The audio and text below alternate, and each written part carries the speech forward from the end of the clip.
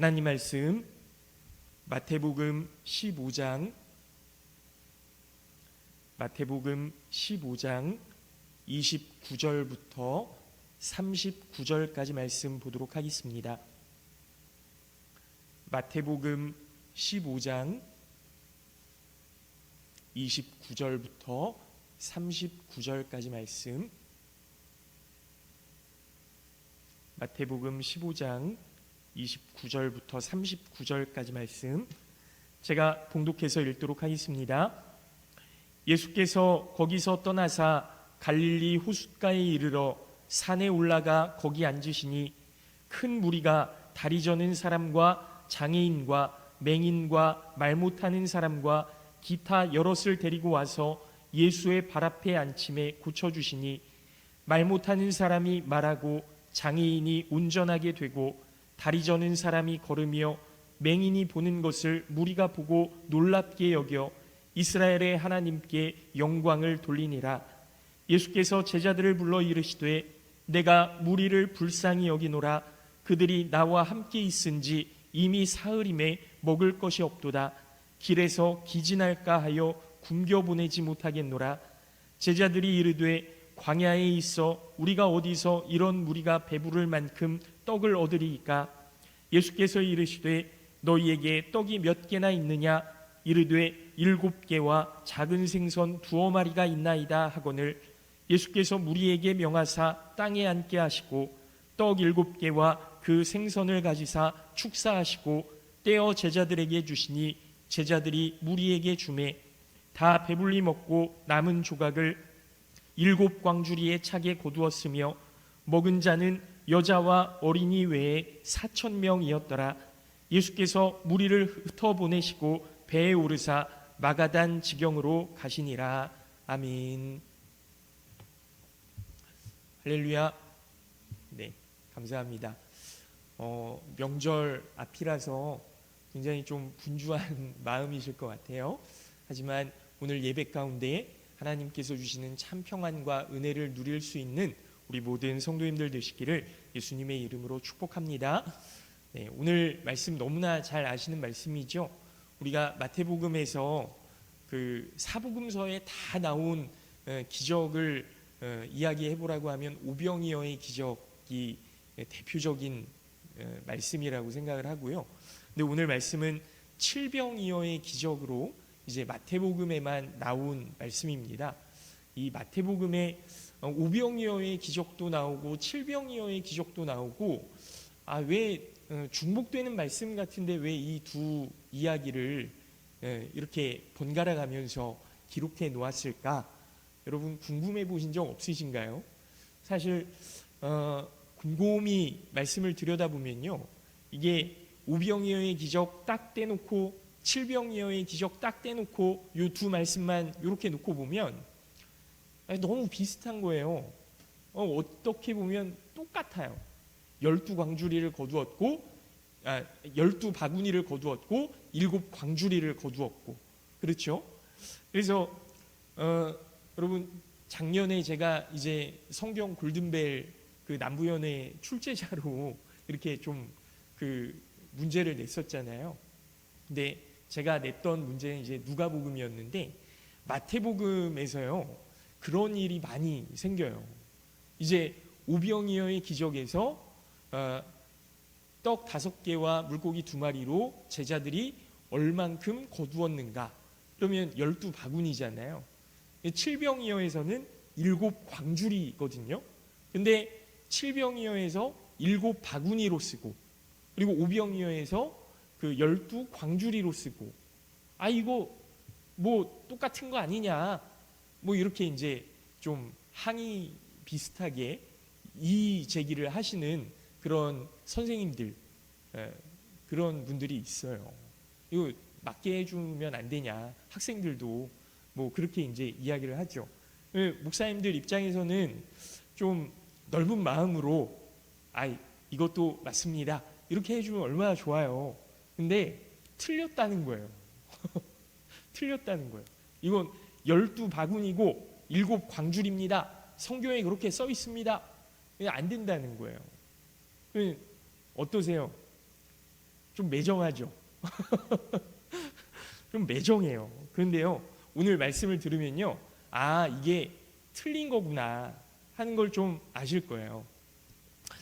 마태복음 14장에 나오는 오병이어의 기적은요, 그 12바구니라고 말씀드렸지만 이 바구니가요, 그 유대인들이 가지고 다니던 작은 나뭇가지로 엮어서 만든 작은 그 도시락 가방 같은 거예요. 근데 그 이 도시락 가방 같은 걸 유대인들이 왜 들고 다녔냐 하면 이방인의 지역에 들어갔을 때 이방인의 음식을 먹을까 봐 자기들이 먹을 음식을 이렇게 가지고 다녔던 거예요.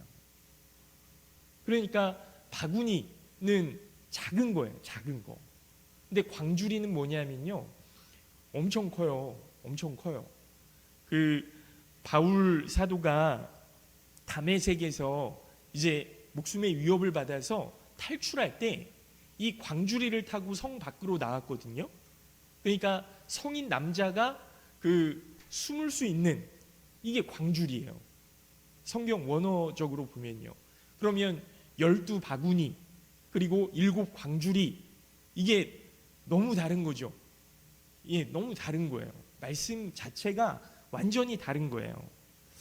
또 오병이어의 기적 가운데 오병이어의 기적과 칠병이어의 기적이 다른 점이 뭐냐면, 오병이어의 기적은 아까도 말씀드렸지만 유대인들을 대상으로 갈릴리 호숫가에서 예수님이 이 말씀을 전하시고 이 사람들이 그 병에 걸린 사람들, 또 아픈 사람들, 귀신 들린 사람들, 이 사람들이 나왔을 때 예수님이 말씀을 통해서 고쳐주시고 이 사람들한테 그 말씀을 계속해서 전해주셨거든요.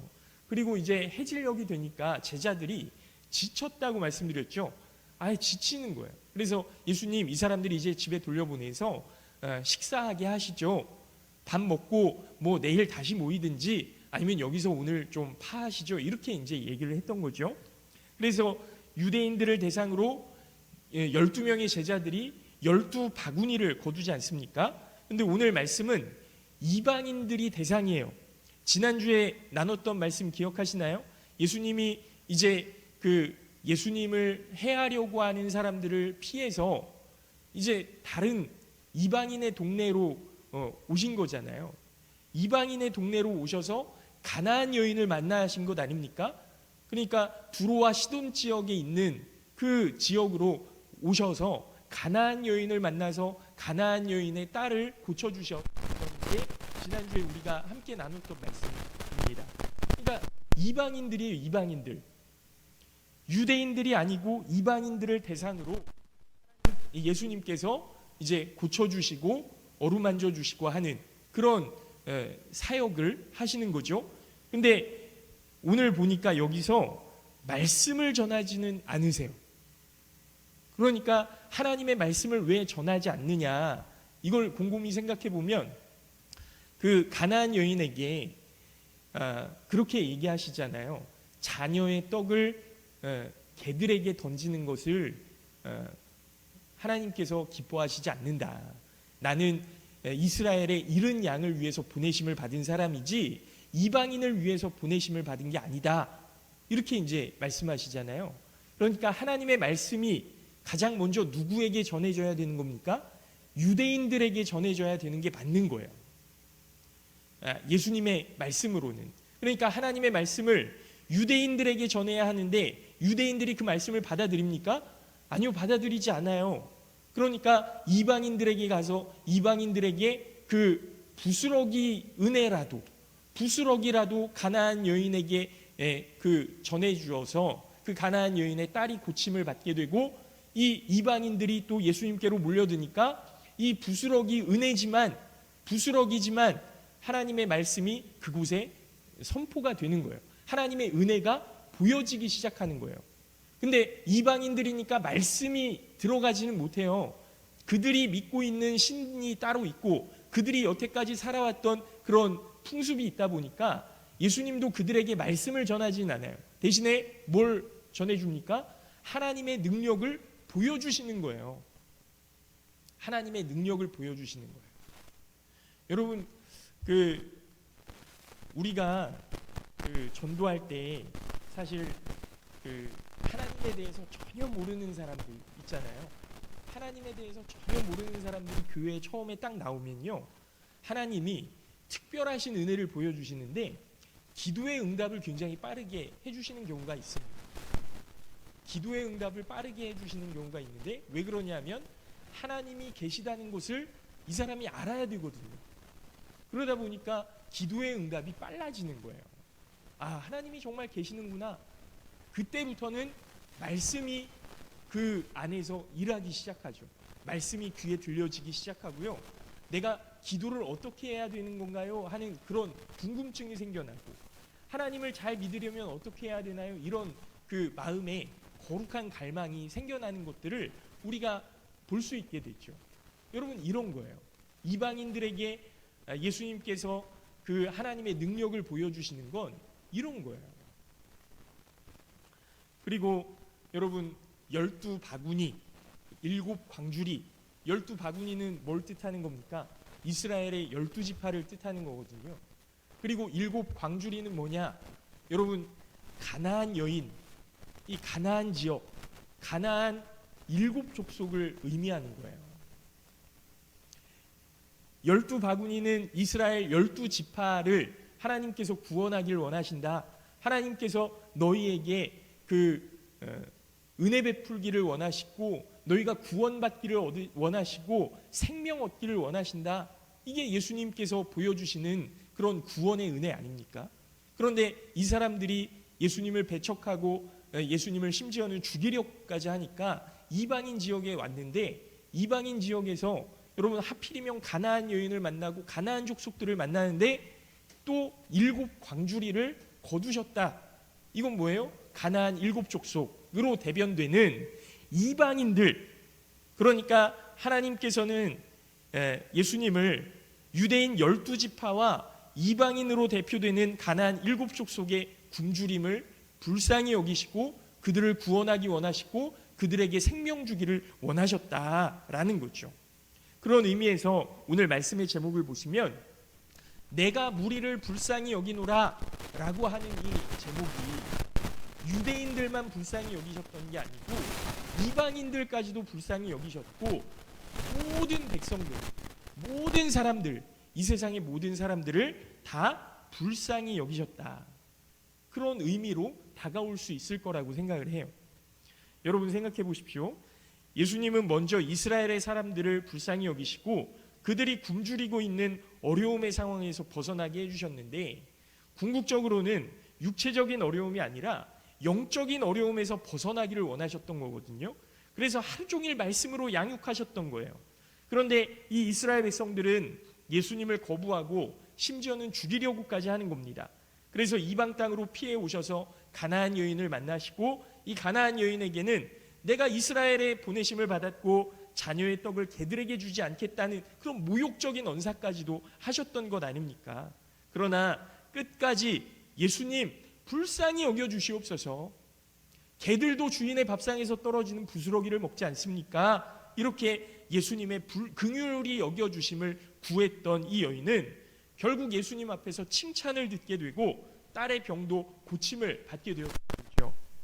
비록 부스러기 은혜였다 하더라도 구원의 선물이 이스라엘 그 이방인 여인에게 주어지게 된 겁니다. 그리고 오늘 본문의 내용, 이 이방인들이 예수님 앞에 은혜를 받게 되는 거거든요. 하나님은 유대인이나 이방인이나 차별하지 않으심을 믿으시기 바랍니다. 유대인들에게 먼저 구원의 선물이 주어졌다 하더라도 그건 그냥 순서의 차이일 뿐이지 내용이 달라지는 건 아니거든요. 그러니까 여러분, 내가 예수님을 먼저 믿었다, 이게 중요한 게 아니에요. 예수님의 은혜가 정말로 나에게 주어졌는가? 그 은혜가 다른 사람에게도 주어지는가? 여러분, 내가 만난 하나님의 그 감격과 감동을 우리 자녀들이 경험한다라고 생각해 보세요. 내가 만난 그 하나님과 그 하나님의 은혜와 그 사랑과 그 깊이와 그 넓음을 우리 손주들이 만난다고 생각해 보세요. 그 감동이 큽니까? 그 이방 가나안 여인이 부스러기지만 구원을 선물로 받았고, 똑같은 예수님의 기적의 은혜가 이 이방 사람들에게까지 칠병이어의 기적으로 주어지는 겁니다. 문제는 뭐예요? 유대인들은 받아들이지 않았고 이방인들은 받아들였다는 거예요. 왜 유대인들은 받아들이지 않았습니까? 예수님의 말씀 앞에 겸손하지 않았거든요. 나를 불쌍히 여겨주시옵소서, 이런 믿음의 고백이 없었던 거예요. 그들은 여전히 내가 더 많이 알고 있고 우리 조상들이 지금까지 그렇게 해왔고 하나님의 특별하신 선택이 나에게만 있다라고 생각을 했던 겁니다. 그러나 이방인들은요, 잘 몰라요. 그래서 말씀해 주시옵소서 간청하죠. 지금까지 신앙의 전통이 없습니다. 그래서 가르쳐 주시옵소서 간청하죠. 하나님과의 약속이 없어요. 그래서 우리에게도 구원을 주시옵소서, 그렇게 간청하는 것 아닙니까? 우리를 불쌍히 여겨주시옵소서, 그렇게 애원하는 것 아니에요. 그래서 예수님께서 하나님의 능력을, 권능을 보여주시니까 하나님이 참 살아계시고 우리와 함께 하시다, 이걸 보여주신 것 아닙니까? 그랬더니 31절 말씀 보세요. 말 못하는 사람이 말하고 장애인이 운전하게 되고 다리 저는 사람이 걸으며 맹인이 보는 것을 무리가 보고 놀랍게 여겨, 이 다음이 중요한데요, 이스라엘의 하나님께 영광을 돌리니라 그랬습니다. 이스라엘의 하나님께 영광을 돌리니라. 여러분, 이 사람들이 누구라고요? 가나안 족속이라고요. 이방인들이라고요. 하나님에 대해서 전혀 몰라요. 내가 믿는 바알과 아세라 뭐 이런 신들만 알고 있는 거죠. 그런데 이 사람들이 어떻게 했다고요? 이스라엘의 하나님께 영광을 돌리니라. 놀라운 것 아닙니까? 여러분, 절에 다니던 사람이 놀라운 하나님의 은혜를 경험하고 나서 정말 하나님이 살아계십니다, 이렇게 이야기했다는 거예요.